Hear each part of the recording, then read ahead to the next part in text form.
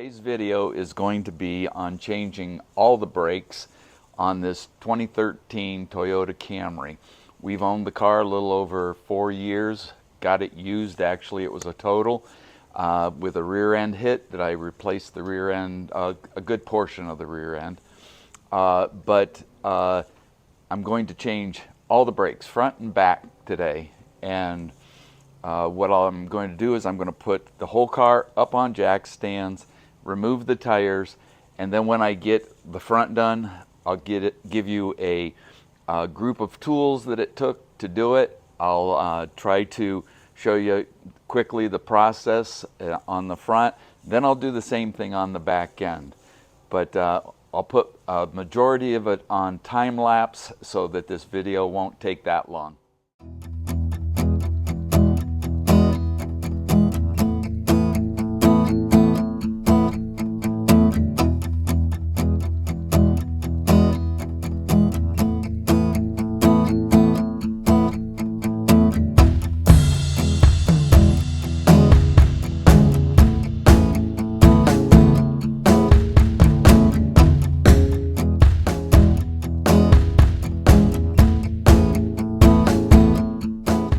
Okay, here's the set of parts that I got that I'm going to be putting on. We're going to start off, well, since we're starting in the front, are the front rotors. And the front rotor part number is right there.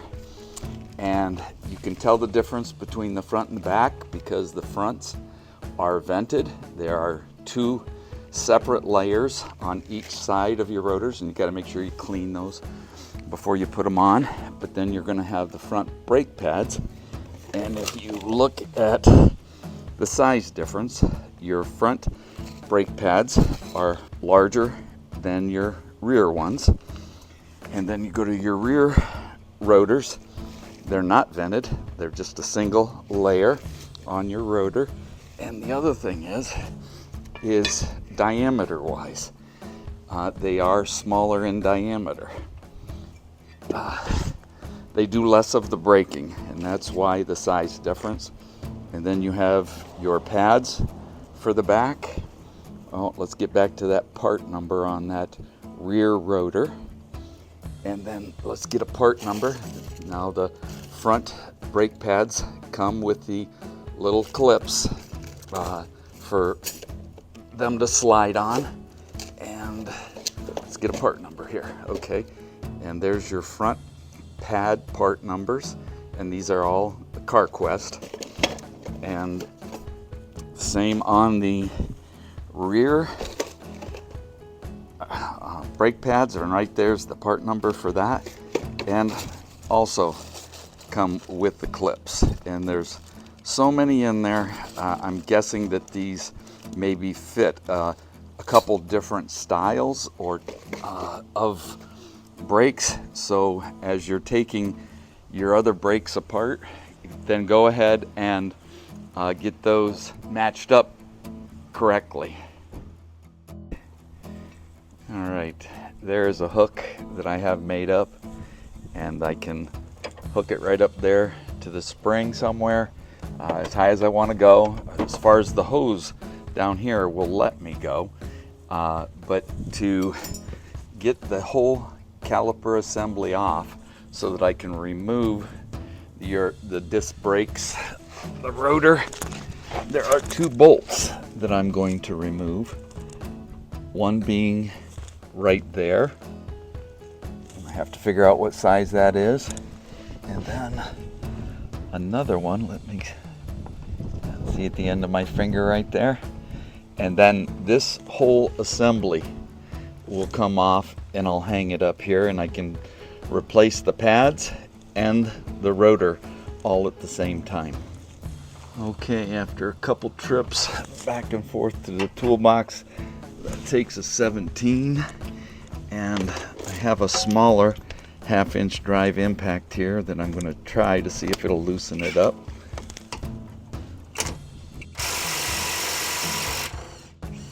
It did.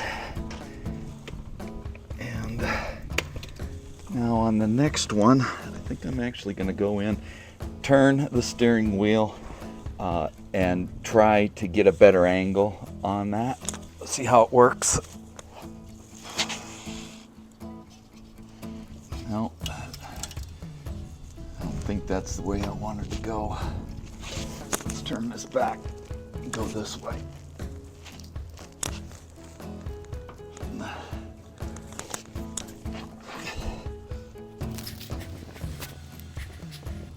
Let's see if we can get the next one.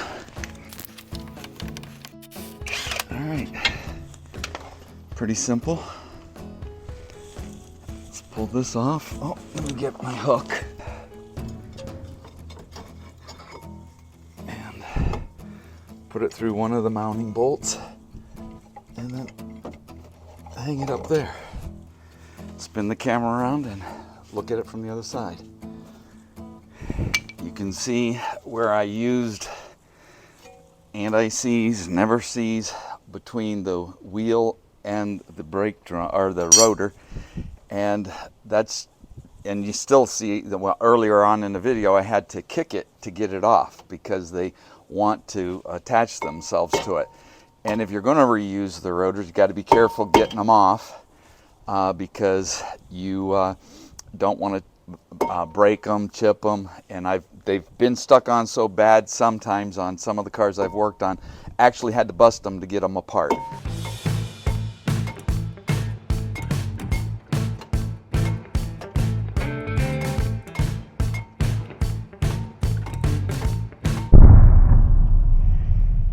Oh, that's great.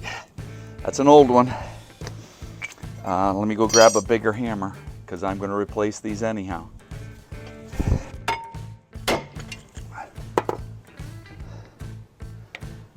Make sure that there's not any screws that hold this on. Made that mistake before, but I do not see any.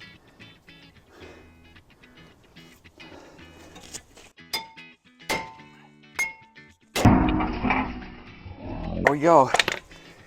And that's how hard they stick on sometimes. On this inner side, the rust will get in there and just get around that whole outside. Same on the inside here.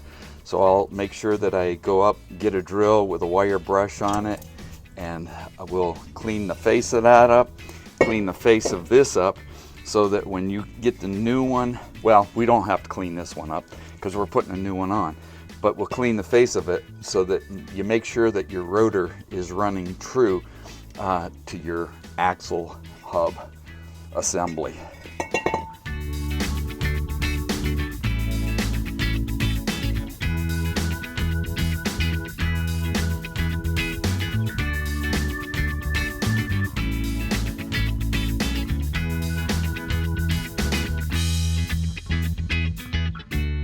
Okay, the last time I changed pads on this, I'm remembering now, it's easier to pull out these two bolts and to change the pads. You can't do it if you're going to change the rotor itself, but as far as just doing the pads, you can pull out these two bolts and pull this assembly off the mounting bracket, and it makes it a lot easier. Now you have to remove this bracket if you're going to change the rotor itself, but I'm going to end up taking this apart, oiling or greasing with caliper grease the two shafts that go through here, and then I'm going to actually put some right down here on this face. I'm going to put some never seize in around the outside, and then I'm going to go ahead and put this rotor back on,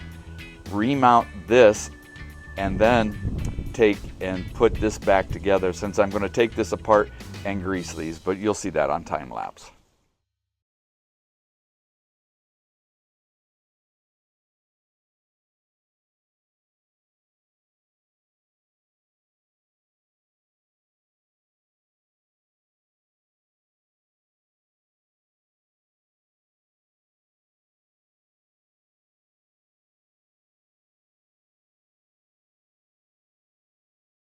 Alright, something important to point out. In these little holes that are on the old rotor, and the new rotor, you can see that they're threaded on the inside, and you can use those for jack screws. I beat on it with the small hand sledge in order to get the old one off. But if you can find, which I believe on this is going to be metric, like 6 or maybe 8, maybe somewhere in that area, not quite sure, and you can screw it in and actually jack that rotor right off of there.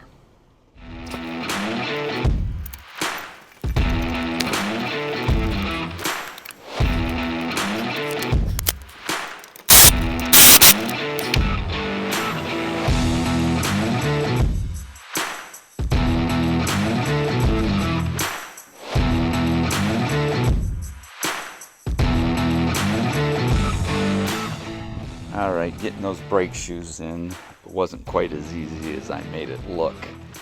I had to pull these stainless steel clips back out and run the wire brush down in those to clear some of that out, because I was having a clearance problem and it was too tight on those. And I just had to take it apart, clean it up really good. But this side is ready to put, well, there's some spring clips I'll show you here next. All right, on each one of the shoes, you get these little clips that clip onto here, like so. Actually go that way. There's a little clip here that goes in that hole. Snap into place. Here, same thing. This happens before you put them into this bracket back here. All right, a little spot that gave me issue is right there, the edge of this clip.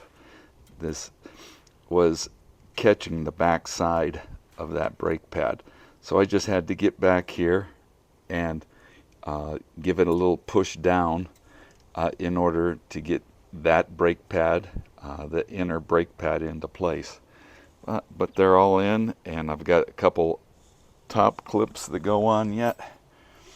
Then I'll show you how those go. Before we get to that, I have a large set of channel locks that I have to push this caliper back into, so that the new brake shoes will fit in. And all I do is put them on there and give them a squeeze, and in it goes, nice and slow.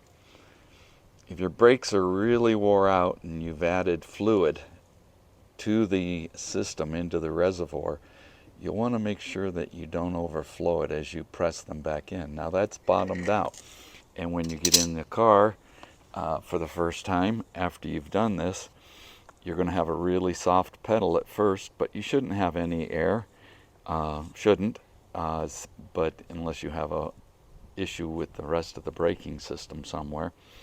But we'll get this back in, bolted into place after we get these clips in.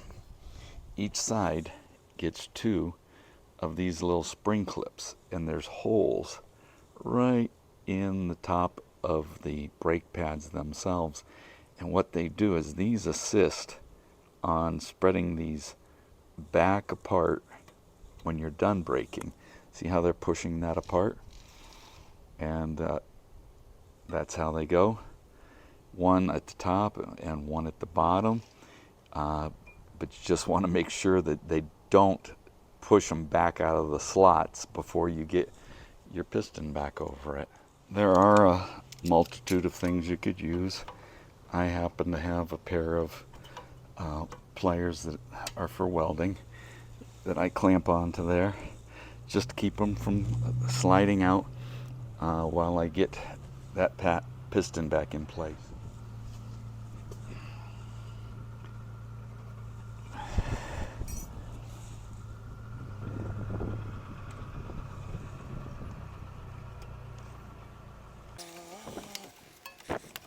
All right, these bolts still have never sees any C's on them from the last time. And so I'm just going to put them back in like they are, tighten them down, and of course tighten them to the factory specs. But make sure that you don't have any twists in your hose that's leading out to your calipers, and we'll get everything tightened up, get the wheel back on it. And this job has taken much longer than it should have because I've been interrupted about 4 times, but I'll get over to the other side, see if I can get it done, and give you an estimated time that it takes to actually do one side of this. All right, here is the list of tools that I use to get the other side done. And like I said, I'm going to relocate this hubcap so that it's more centered for my lugs. But I ended up starting out with a 13/16 impact socket, switched over to a 13/16, and it was a 6-point, but it kind of wedged itself on there. So I'm going to get that out of there.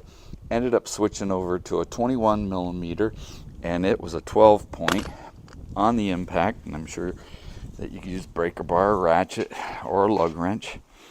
I used brake parts cleaner. I used anti-seize. I used caliper grease, a flashlight more for the video than anything, a hanger for the caliper. Ooh, I did not use that universal. And I used a clamp for when I got those springs on the top of the brake pads themselves. I used a screwdriver. I used this little screwdriver for getting the clip down when I was having problems getting the brake pad on the back side. I used the large channel locks for pushing the caliper piston back in. I used a smaller impact 1/2-inch drive for removing the bolts for the caliper bracket and the caliper assembly to that bracket. 14 millimeter. Let me make sure. Yep, 14 millimeter for the one of them, and 17. I used a deep well on that. I used a wire brush on the end of a drill and a wire brush for cleaning off that surface on the hub.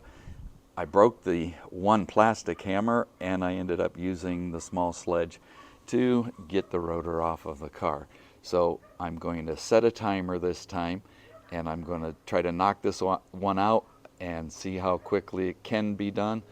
And if I don't run into any issues, we'll get a clean time on this.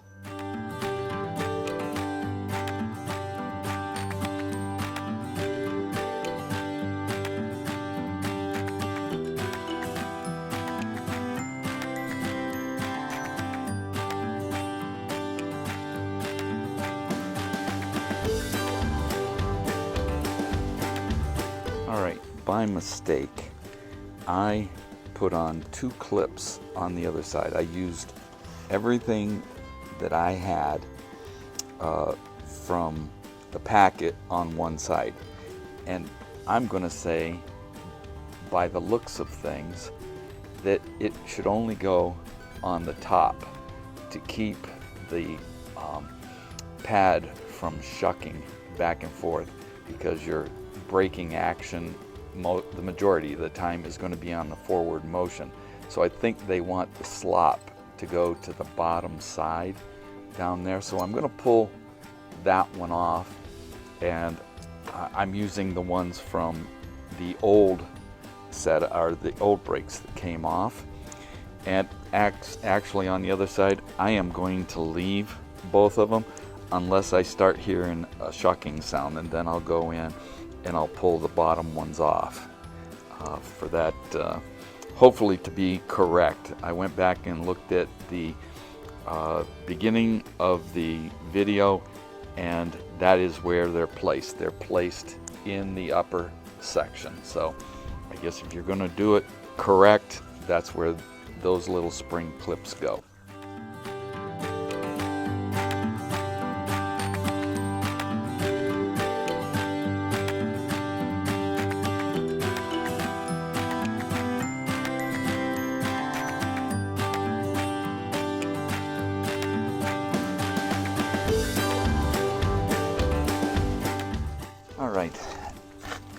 this side only took just about 27 minutes to get done, and that's with a few little issues.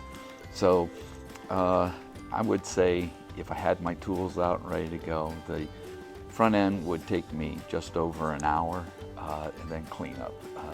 That's always the worst. Getting all the right tools out and getting things put away and cleaned up, things taken care of. But with all the delays today, I am not going to do the back. I'm just going to put the tires back on so the vehicle is usable, and I'm going to hit it another day, but I'm going to make it a part of this video. All right, it's the very next day, and after doing the back brakes last night, I took the video inside, went over what I had, and there were just a lot of problems with it. So this is going to be the conclusion of this video. I'm just going to show you a couple of the extra tools that I used in addition to the ones I used on the front in order to get the back ones done. It was a box end 17 millimeter longer one so that I could break the mounting bolts loose, and then to spin them out I used a universal joint 1/2 inch drive and a 17 millimeter 12-point socket.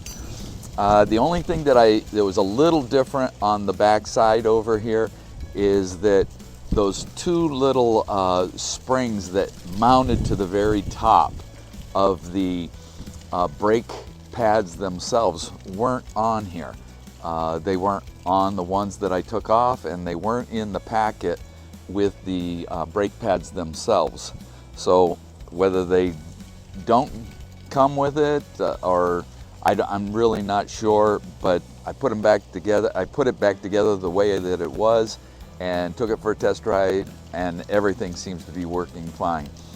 I do want to take time to tell you thank you for watching these videos. If you would like and subscribe, I would appreciate it. I hope you have a great day.